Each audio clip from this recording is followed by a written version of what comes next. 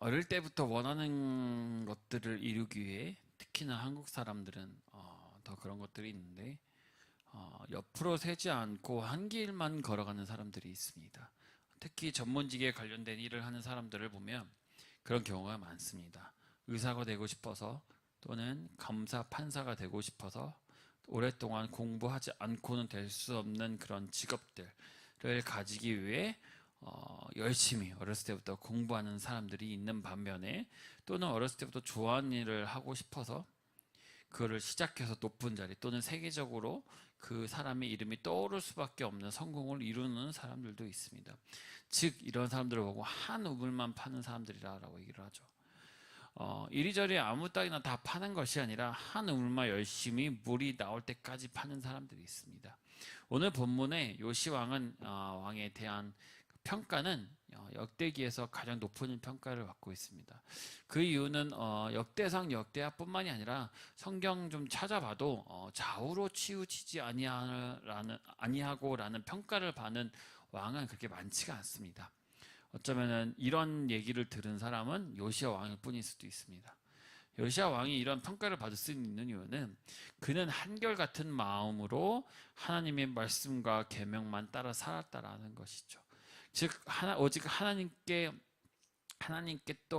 묻고 기도하고 그 말씀에 순종했다라는 것입니다. 좌우로 치우치지 아니하고 오직 하나님만 바라봤던 사람이라는 것이죠. 영화나 드라마를 보면 특히 왕이 있던 시대 배경으로 된 영화나 이런 것들을 보면 작품들을 보면 왕들 옆에 쫙 신하들이 있어요. 가장 똑똑한 사람들로 구성된 신하들 양쪽에 있습니다.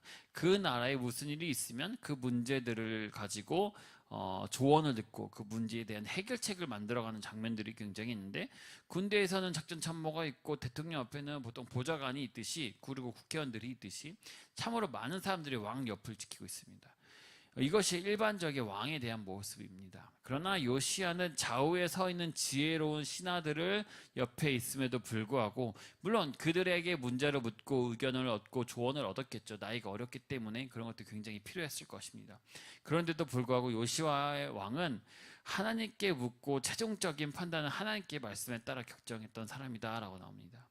그 이유는 사람의 생각은 어떠합니까? 사람의 생각은 시시때때로 변하게 되어 있습니다. 신기한 건 요 10초, 5초 사이에도 바뀔 수도 있거든요. 감정에 따라 의해 바뀔 수도 있으면 상황에 따라 대처해야 되는 상황 때문에 항상 변할 수밖에 없습니다. 하지만 절대 변하지 않는 하나님의 말씀은 요시아가 의지할 수밖에 없었던 것입니다. 요시아가 왕위에 오르고 나라를 다스리는 기간은 굉장히 짧습니다. 역다에서는 34장부터 35장까지 딱 그 5장까지면 그리고 마지막에는 활에 맞아 죽게 됩니다. 그 짧은 생을 마감하게 되는 이유는 다음에 한다고 하고 오늘은 요시아가 그렇게 하나님을 섬겼다라는 증거가 무엇일까를 살펴볼까 합니다. 첫 번째는 4절부터 7절의 말씀이었습니다. 하나님이 제일 싫어하시는 우상을 제거하는 거였습니다. 요시아가 왕이 오른 나이가요 무려 8세인데 8세, 8세입니다. 더 대단한 사실은 3절 왕위에 있은 지 8년 만에 라고 나오는데 즉 16살이 되었을 때 어땠습니까? 아직도 한참 어렸을 때 그가 한 일이 뭐냐면 예루살렘을 비로소 정결하게 하는 것이었습니다. 곧 하나님이 제일 싫어하시는 우상을 제거하는 거였습니다.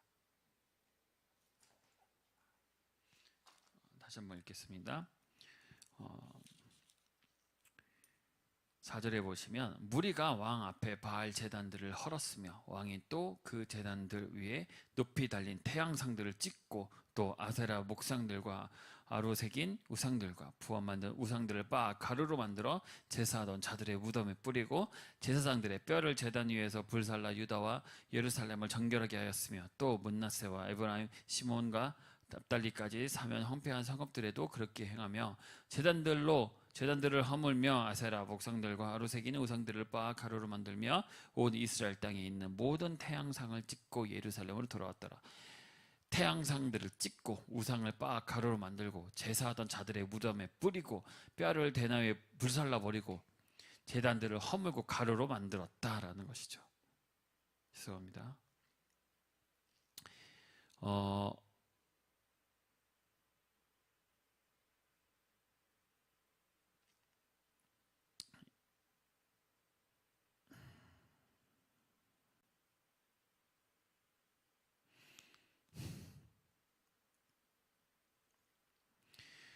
이렇게까지 했던 이유가 뭐냐면 그냥 없앤 것이 아니라 아주 무섭게 그 흔적조차도 남지 않게 만들었던 것이에요.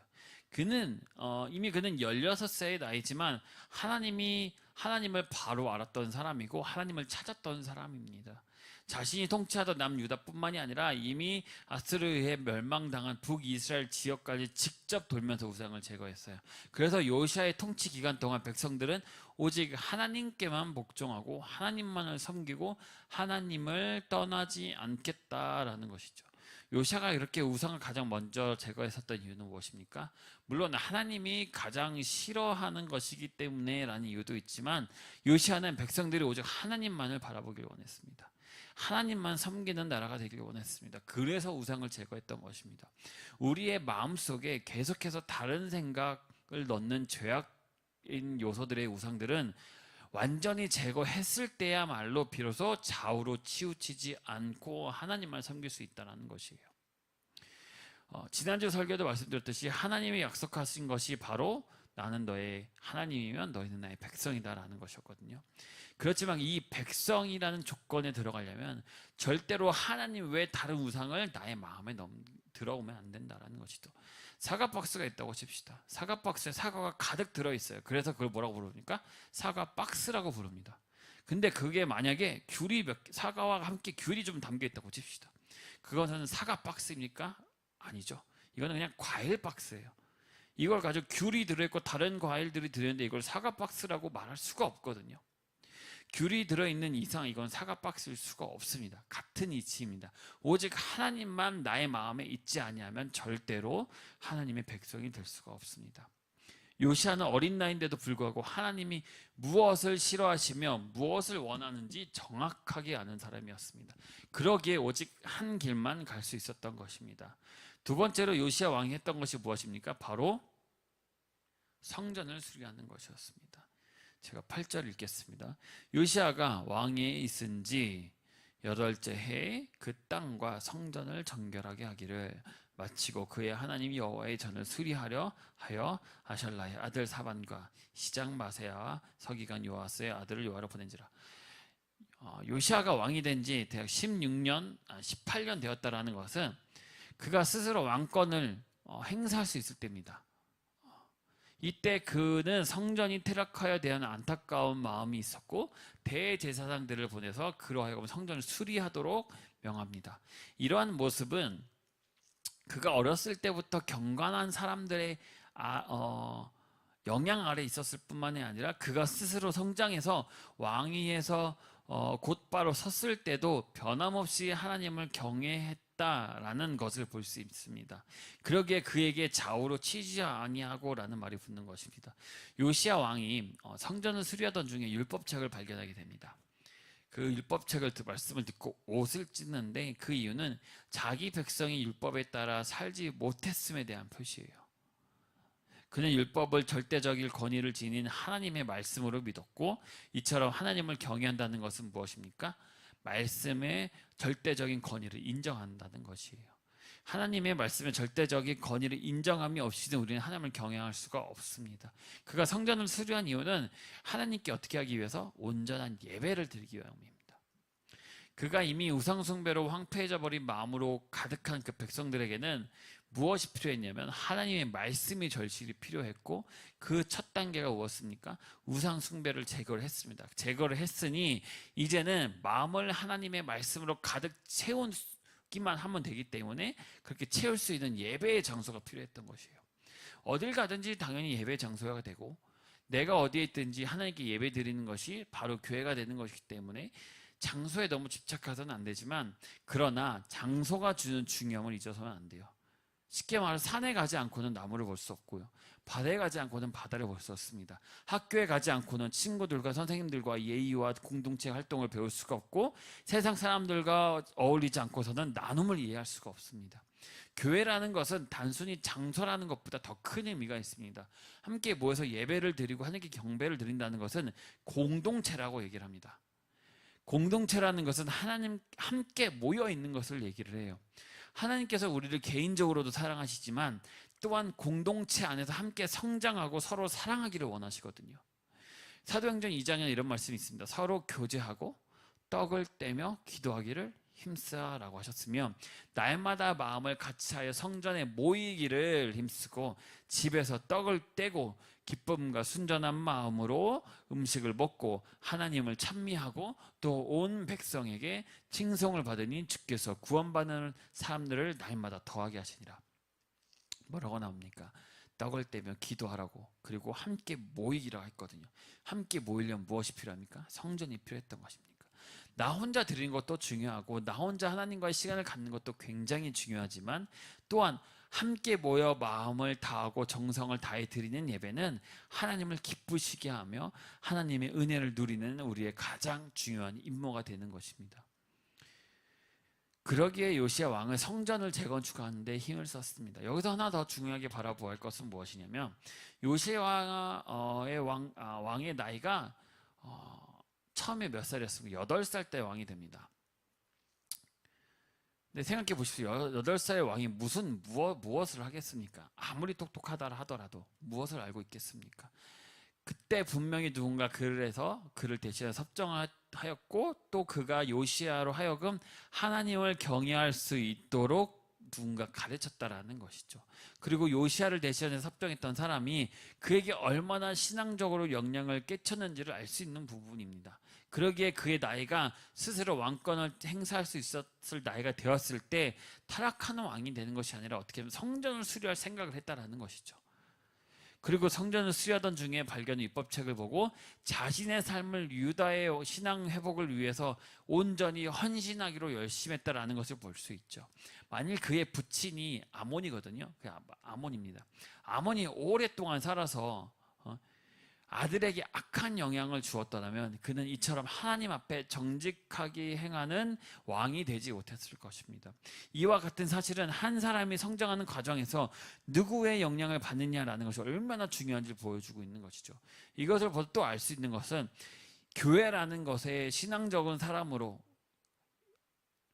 본을 받아 배울 수 있는 사람으로 가득 찬다면 자라나는 아이들 또한 그 모습을 보고 또한 성장할 때 하나님을 바라본다라는 것이죠. 예배를 통하여 우리는 하나님의 뜻을 발견할 수 있는 것이고 좌우로 치우치지 아니하고 하나님만 섬길 수 있는 것입니다. 비록 지금은 코로나 이후로 많은 것들이 변했습니다. 교회 직접 오기보다는 온라인 예배를 형태로 많이 드리고 있고, 그것이 익숙해지다 보니까 이제 계속 그걸 이어가는 사람들도 있죠. 어떻게 해서는 예배를 드리려고 했던 그 마음이 중요하다고 생각합니다. 각자의 자리에서 하나님께 매일 온전한 예배를 드릴 수 있기를 바랍니다. 예배가 곧 우리의 인생을 자원 열쇠가 되는 것입니다. 물론 편한 것 좋죠. 안에서 드리는 것도 좋고 다 좋지만 뭐라고 합니까? 성전에 모이기를 힘쓰라라고 했거든요. 그래도 각자의 자리에서 하나님께 매일 온전히 예배를 드리는 것이 얼마나 중요한지를 아시길 바랍니다. 결론입니다.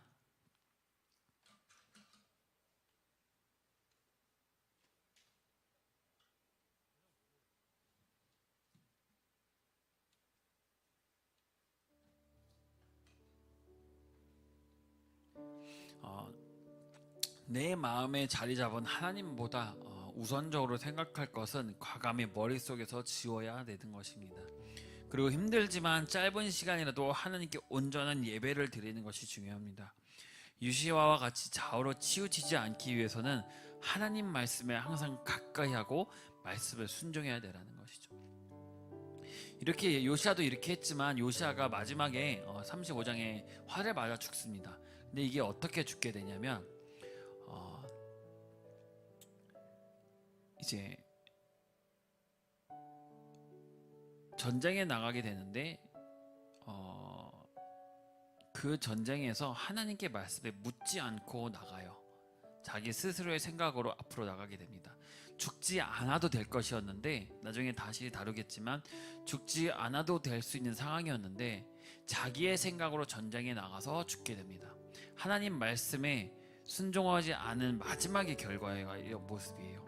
하지만 하나님의 말씀에 온전히 들었던 그 요시야의 처음과 같은 마음이었다면 분명히 요시야의 왕은 더 많은 것들을 이룰 수 있었겠죠. 각자의 어려운 시기가 있을 것입니다. 그것을 극복하고 하나님을 기쁘시게 할 수 있는 방법은 빛나는 보석과 같이 요시아처럼, 요시아가 좌우로 치우치지 않고 8살인 어렸을 때부터 성전을 재건축하고 예배를 드리고 우상을 제거하는 그 한결같은 마음으로 하나님만을 생각하는 것을 중요합니다. 하나님만을 생각했기 때문에 하나님이 원하시는 바가 무엇인지 정확하게 알았기 때문에 요시아는 우상을 먼저 제거했었던 것이고 성전을 건축했던 것입니다. 한결같은 마음으로 하나님만을 섬기는 삶을 살아가는 것입니다. 오늘 하루 그리고 내일 하루 또 앞으로도 말씀에 충실하고 말씀에 순종하고 또 옆으로 새지 않는 바른 길, 거짓 없는 정직한 길, 하나님만을 경배하는 길을 걸어가는 여러분들이 그리고 내가 되시길 바랍니다. 아멘.